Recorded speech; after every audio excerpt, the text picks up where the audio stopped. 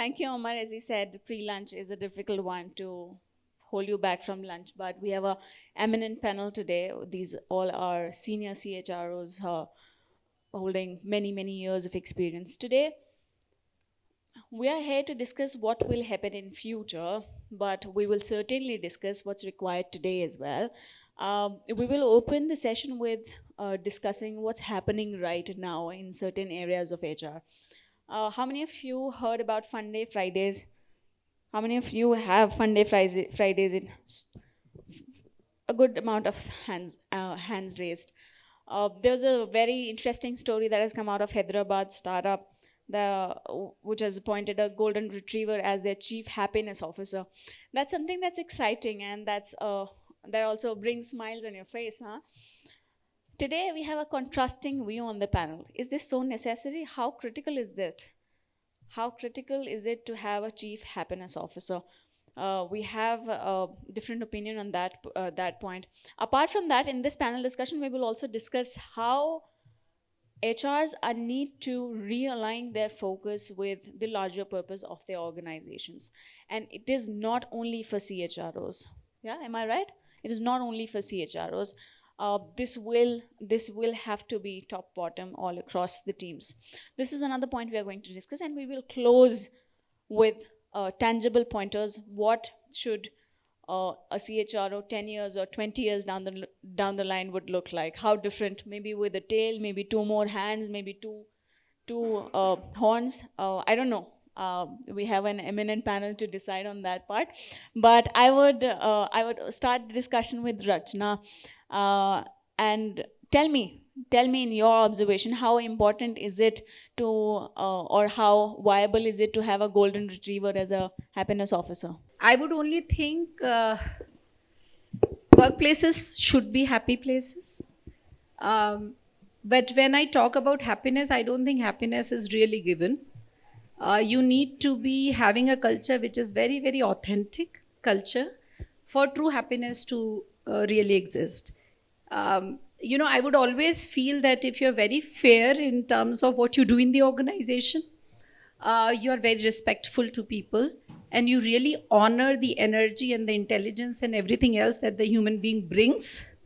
If you let the person be the person himself, herself, I think that would give happiness. We don't need external stimulus for the organization to create specific moments of happiness. I would think it should be there in the DNA and the fabric of the organization. Good opening, Rachna. Vikrant, what would you add to this? I think first of all, thank you for having us here. I think we've come a long way from reading boards, outside the Taj property in Bombay. Indians and dogs are not allowed to. Dogs now being chief happiness officers. So we've clearly traversed a big journey. To Rachna's point, I think what works for everybody is their call of duty. But I think happiness is very difficult to encompass in the organizational context, right? There are multiple drivers for each one of us as individuals. I think for me, most important thing, I'll reiterate, is authenticity. If we can genuinely bring in an element of care, right? I think that goes a very, very long way. And it's important to know that care at scale is not as easy as we make it out to be. But authentic leadership, genuine care are the two elements that will probably drive a lot of longevity in organizations if that's where the end goal is. People don't really care who you are until they know that you really care. I mean, that's the principle that, at least I try to embody personally as well as, professionally. So in my mind, I think what works for everybody, but if you're not genuinely caring, if your ecosystem is not built for support and care, you will find cracks. And that's when, Fun Fridays and family days and all of that will need to come in forcefully, in at least my humble opinion. I mean, both of your points are pretty similar, and this is what sounds foundational and core to what an organization should do. But there's a lot of discussion on these trendier things going on. Santana, after you speak your part on this, we will take it in a different direction. While I can't disagree with Rachna and Vikrant on what are foundational elements for an organization to be an inclusive workplace for everyone. Like I said, I can't disagree with what Rachna and Vikrant's views are on what's foundational to an organization and essential for people to function.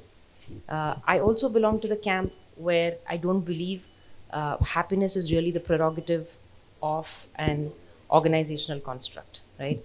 There are other things I believe which are relevant. It's to find purpose at work, to be able to have meaningful contributions in the work that you do. How much of this is tied to happiness is, of course, a slightly more philosophical question, which I don't believe I'm qualified to answer. As long as we can create ecosystems which take care of basic hygiene within the organization, which I think everybody will agree, that it has to be psychologically safe. We can't normalize things like abuse and harassment. We have to be constantly mindful of what people's sensibilities are, the changing definitions, and it's changing quite fast in today's world, of what would be offensive to people and what would make them defensive. I think these are some of the things which one is constantly upgrading and being mindful of to create an organization where you have the luxury of having diversity of talent, different people coming in from different walks of life, different age groups and demographics being able to contribute effectively. But what ties them together, I believe, would be purpose and the ability to create an environment that makes people effective in the work that they do. And it might be a controversial opinion, but happiness is a derivative of that.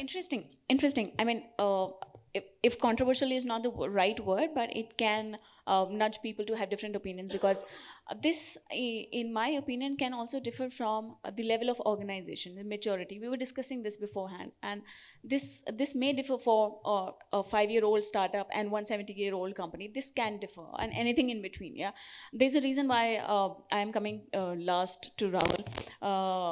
Rahul, your point on it, and also your focus area when it comes to the core objective of being an HR and how you drive it. See, in my view, we have just two objectives. One is, how do we help achieve your company perform today? And how do we build an organization for tomorrow? Very often, we take a polar view. I think that's not the future of HR skill that I'll talk about. I think the good balance between the two. And when I say helping achieve performance for today by doing two things, ensuring that you have capabilities ahead of time that can shorten your learning curve. You have processes wherein people are able to deliver in their current role.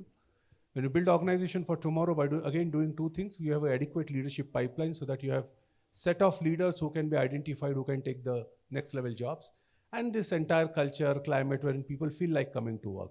Very often I've seen people coming and saying that, I'm not happy at work.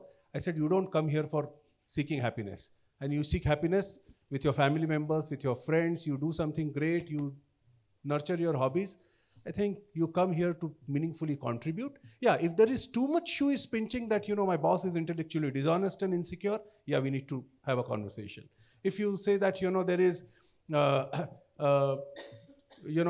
judgments which are being created on people's way of behavior, way of dressing, then we need to do something about it. But I think don't bring this happiness umbrella saying that, I'm not happy at work, then you do something about it. Very interesting. This can make headlines. Racha, I'm coming to you.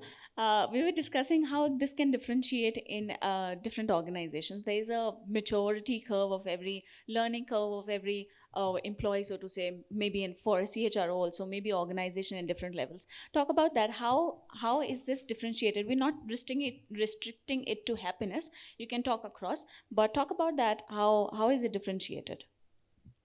And maybe I'll just address all of you. I've worked across organizations. And one thing that I have kind of gained with experience is that no one process works similarly in all the organizations. So even if you call talent management, as Rahul was saying, creating leaders of tomorrow, though that remains the prime agenda, how it is driven across the organization heavily depends on the maturity curve of the organization when it comes to the business cycles that they are in, and therefore the maturity in general. Second, very deep conversation there is around the culture of the place, right? So the same talent management process the shape and the way it will be done in X organization to Y organization could be very different.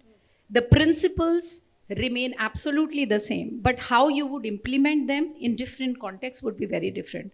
So therefore, from a skill set perspective, as I was discussing, it is very, very important for all of us as HR professionals to understand the context in which we are operating. Whether it's a business context, whether it's a cultural context, what is that we are operating in? So the playground sensitization is very, very important for us when we are operating our roles. Second thing, just to build it up, I would think with the change that is happening across the organizations, it is important for all of us as HR to start thinking afresh. I mean, zero-based thinking is also very, very important because every day the landscape changes. Now, what happens? We end up doing benchmarking in multiple stuff. I would think benchmarking is more static in nature.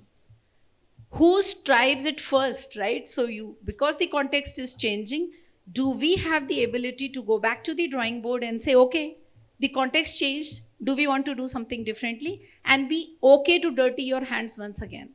Don't get into very fixed mindset is what I would think as we are moving into the newer context and the newer maturity curves. Very interesting. Vikrant, your addition to this. You said something really interesting backstage. No, I think for me, fundamentally, so how do I look at this, right? So I think principles and foundations have to be there. While generations are evolving into the workforce, I think fundamentals need to be in place for most organizations. One. Two, as HR professionals, I think we have a very different role to play. And I think we talked about constructive destruction, right? So do we have the ability to destroy what we already know in the hope of learning and in the wake of learning something new? If we don't do that, I think as HR professionals and professions of the organizations, we're going to be doing a disservice. And the reason is we don't have a cookbook to solve for the problems that exist today. The cycle times of our problems are becoming much shorter. Yeah, the need to respond, the need to create organizations that are agile can only happen when we don't carry the whole thing of been there, done that, right? So not invented here syndrome, been there, done that, absolutely should be shed is a personal opinion, because without that, we're going to get stuck in something that worked 15 years ago, 5 years ago, which probably has no relevance to how we will solve problems of today. I mean, think of it. We never anticipated COVID. The world changed, right? We are still struggling to get back into the normal before COVID, right? But we've had to change and adapt organizations, workforces, hybrid working, work from home. We've had to come up with those solutions which never existed earlier, right? I mean, we're talking about, I come from a manufacturing sector, right? You're talking about suddenly tariffs, right? I mean, programs getting pushed out, but you have people on the work, factory floor. What do you do with some of those? How can you evolve those models? So honestly, I think one of the challenges that we have as professionals is we don't have a cookbook. And I can't be more emphatic in saying it repeatedly.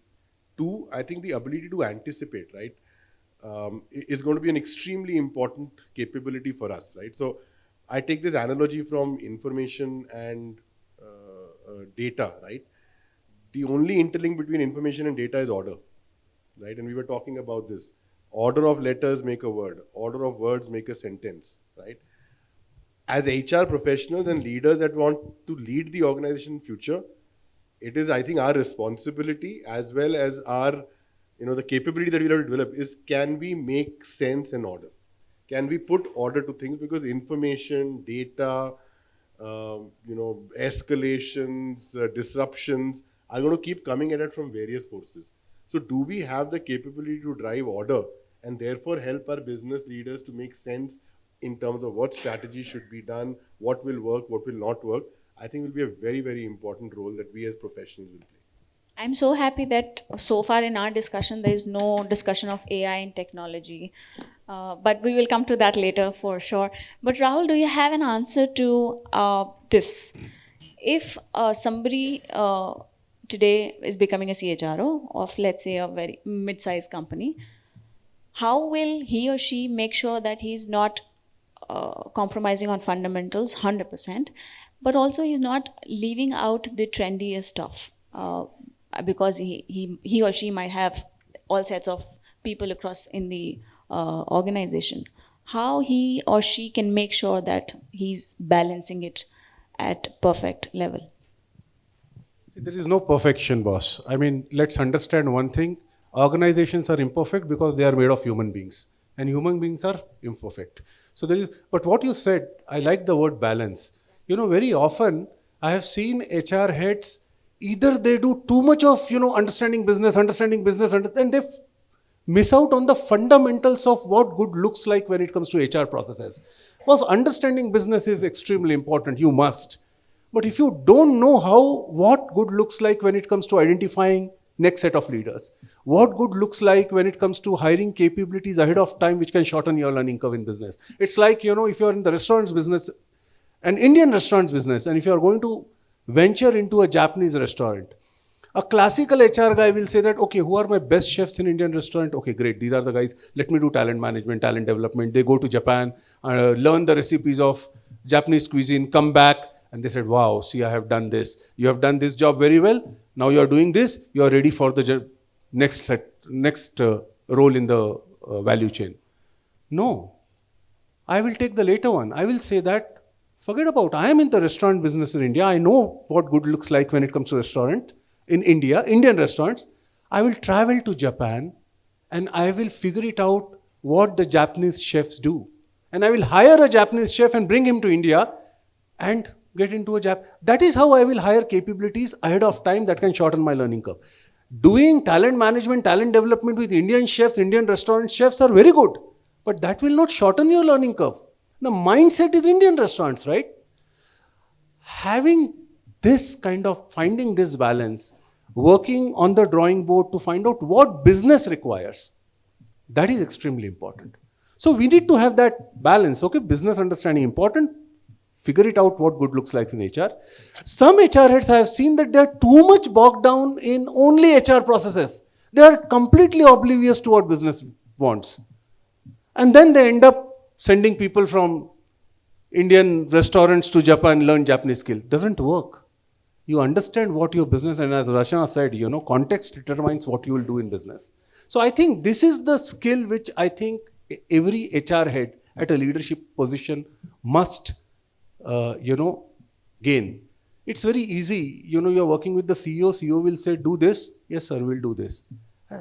You're not doing justice to your function if you say that, yes, sir, we'll do this. No. You should have a point of view. HR leaders will be respected if they have a point of view on the board. Day before yesterday, I was having a conversation with the leadership team, and we were looking at, there are people who are doing additional jobs, okay? And we must value them and grow them. I had a point of view. I said that if people are not delivering on the jobs for which they are being hired and paid for, I don't care what they do in the extracurricular activities. There is a HR head in America where the processes of HR are not involved, but you are going to give him benefit and grow his career because he's doing great job in safety. Then go out and do safety job, guys. You're not meant to be in HR. That's the point of view. You must have a point of view. If you have that, you will be respected. I think that's the skill which I really, really appreciate you being really candid and unfiltered. This is what we need in our panels. Santana, I'm coming to you. Given you have spent some time with startups, and this is same for Vikrant as well, to both of you, how culture is different for startup companies, and now you're working in 170 years old company. How different is it? You being the leader of, let's say, building a culture, building a, what do we call other than this? Culture. Let's keep it culture only. So when you are responsible of taking care of it, how different is it for these two organizations? Can you talk about that experience? Operating, like Rahul said. In my experience, in multinational organizations that I have seen, most of the outcomes that people generate are around refining existing solutions or identifying a problem, deep diving, fixing it so that it doesn't break for the next 5 years. At least that's been my experience. Whereas in a startup environment, there's a huge premium on iterative problem solving, right? You don't have the luxury of time to deep dive so much to finesse something to the outcome of perfection or even excellence, right? And therefore, you have 7 problems lined up, you solved something to about 30-40% capacity, and then you move on to the next one. Not because you want to, but because that many problems are standing at the door, which require resolution. The second thing that I've seen And that begs a different kind of approach that you will take to addressing the needs of the individual. The second thing that I've experienced is the range of demographics that one deals with in a startup versus an tenured organization, so to speak, is very different. In a tenured organization, and I will take the example of the current organization that I work with, in a team, there is a very huge possibility that you will work with people who have been in the organization for 20, 25 years and will probably retire in their jobs. People who are at the middle management level who've spent about 8 to 10 years in the organization. And with every year, there is a fresh batch of engineering trainee graduates who are coming in, right? The needs of each of these three are different because they come from different social contexts. They come from different levels of experience and exposure. They come from different degrees of responsibilities that they hold in their current life, right? In their current life stage. And therefore, the solutions that you bring to them cannot be one size fits all. The ability, then the need to tailor outcomes to make people effective has to be different. The way to identify motivating factors which help people be effective in their jobs is very different. Whereas in a startup, largely, it's a microcosm of what that particular product is what that organization is trying to put out as a product, right? You have people within a similar age bracket with similar life experiences, educational backgrounds. Not that the problems are any less complex, but your ability to solve for them, in my experience, is slightly more easier and simplistic compared to what you will try to do when you have multiple variables at conflict. Very interesting.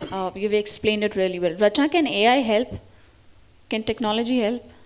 But my sensing is sometimes we have overused the word AI.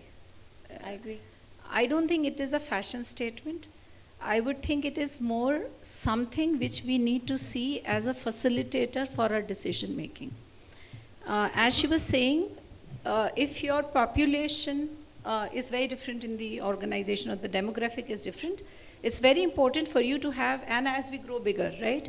It's very important for you to have a tool which enables your decision making. So if your AI is able to give you different cuts and is able to throw analytics at you, which helps you in your decision making, by all means, encourage use of all the technology that exists. Today it is AI, tomorrow it could be something else.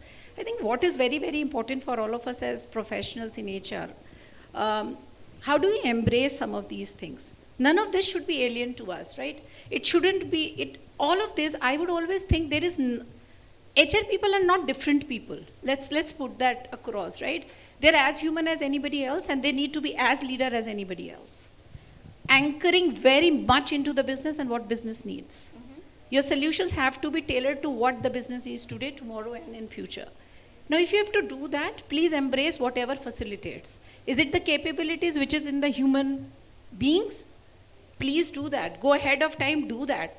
And right now, I think we are all in such a blessed state that you don't need everything to be available physically. It's all there, right? You just need to know where is it available. And I think technology helps us there. Tap into this. Industries like ours, which is auto industry, there's so much happening which is into softwares, into EVs, so many technology changes, right? All of these are going to facilitate business outcomes. So how can teams like ours be oblivious of it? So therefore technology helps. However, I was just even also thinking from what she was just saying. I think one of the very important things for us as HR is being very decisive. Okay? This is not the function which is a soft function. It's a human function, right? We are dealing with human beings who are different people. And as I said, everybody needs to feel completely very psychologically safe to be at the workplace. But I would also still think we have a very hard jobs to deliver at the end of the day. The organizations have to get geared for future. People will do it. Right? So my sensing is leverage technology all the while. Have your principles very, very clear when it comes to people practices. Have them very mature, have them but very, very flexible. Right? Do not get grounded to say this is how we used to do, this is how we do it generally, right? Because that's changing. So if that is changing, you please change. Very interesting, very interesting. Vikrant, coming to you, given your time invested in startup That's Apna. What has been your experience like? How is it different today? What are some of the things that you think a CHRO should have in 2025, cannot compromise on? Don't give me the obvious fundamental answer. Huh? I think first questions first. So I think the time that I spent with the startup, I think was probably some of the most exhilarating time that I've had, right? So clearly there's a lot of value that you derive working with the generation that's coming up, and I would agree people are people. I think they bring in a set of energy that enthuses you as well. So I was superbly excited trying to solve world problems, and I think that's a very infectious energy to bring into the organization. The question, on the other hand, as I head up HR for Wipro Enterprise, is how do we garner that energy now as we bring the younger workforce into our organization? How can we galvanize that energy purposefully and make sure that it's as infectious, right? So to me, it's not startup versus a big organization. It's the ability to deal with the generational shifts that happen in the workforce, and can we take the good from one and implement to the other. In my mind, the ability to create differentiation, value, experimentation, take risk is significantly higher. Somewhere that does get subdued in organizations that have tested and weathered multiple eras of brick batting, right? They know what can go wrong, what cannot go wrong. There is a degree of patience that is far more, which I think has its own value, right? So the ability to blend both of them together, I think, would be brilliant. So if we can have the youthfulness, energy that the generation brings up into a startup with more wisdom, that comes along with matured organizations and tenured leadership, I think that'd be an ideal combination if you ask me. But honestly, personally, I think it's very important for startups to know what not to do. I think we do a lot of things at startups. So clearly articulating what I will not do will probably be the biggest mantra of success if you ask me. Very interestingly put. I always feel happy when I see other panelists nodding with what one's saying. So both of the ladies nodding well.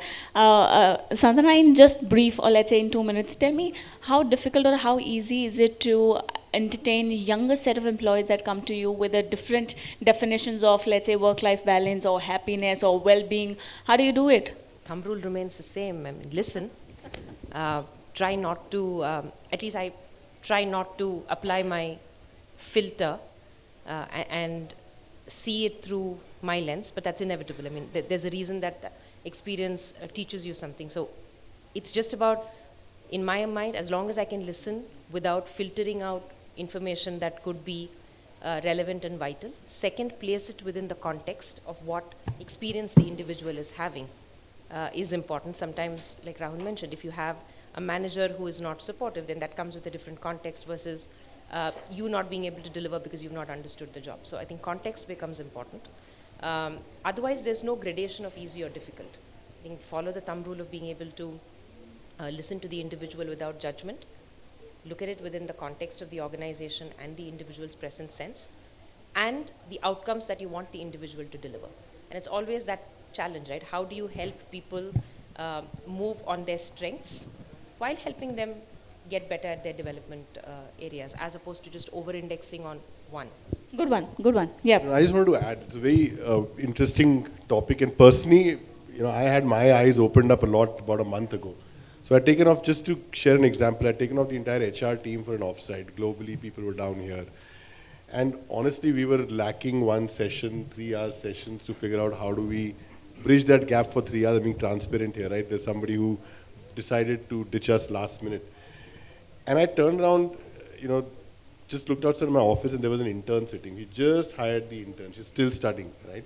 And I just walked up to her and said, hey, why don't you guys organize a few other interns and management trainees? And can you walk us through what goes on in the life and the mind of a Gen Z, right? And I can tell you that's probably one of the best presentations I've ever seen in my life, right? We all gave them a standing ovation for good 10 minutes, right?